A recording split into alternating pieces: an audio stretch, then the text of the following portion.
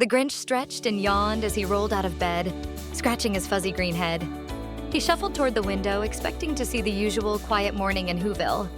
But instead, his eyes widened in horror. Everything was green. Bright green banners hung from rooftops. Golden shamrocks sparkled in the streets, and the Whos were dancing, laughing, and playing fiddles.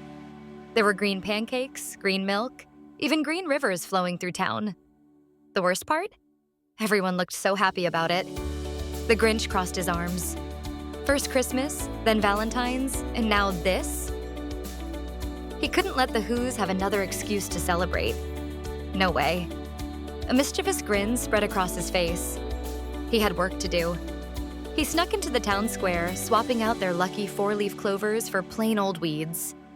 He crept to the town's famous green fountain and dumped in a secret potion. Within seconds, the bright green water turned a deep royal purple. The Grinch chuckled to himself. That should put an end to this ridiculous nonsense. He leaned against a lamppost, waiting for the chaos to begin. But instead of screaming, the Whos cheered. "Wow, a purple river?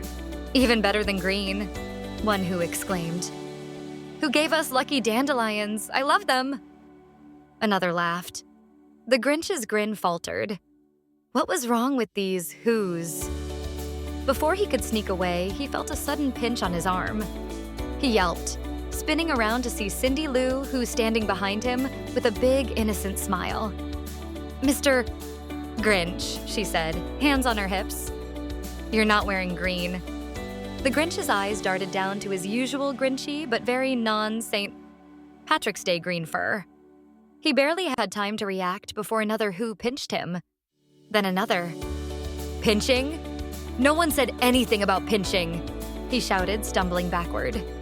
Desperate to escape, he grabbed the closest thing he could find, a bright green shamrock hat, and shoved it on his head. The Whos cheered and clapped. "Now you're part of the fun." Cindy Lou Who grinned, handing him a pot of golden chocolates. The Grinch narrowed his eyes, suspicious. He sniffed a chocolate, took a small bite and froze.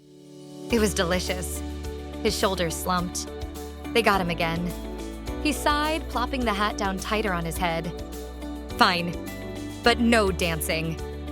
The Whos cheered anyway, and as they celebrated around him, the Grinch sat grumpily on a bench, nibbling on a chocolate coin, pretending he wasn't having a good time. Maybe St. Patrick's Day wasn't so bad after all. The end.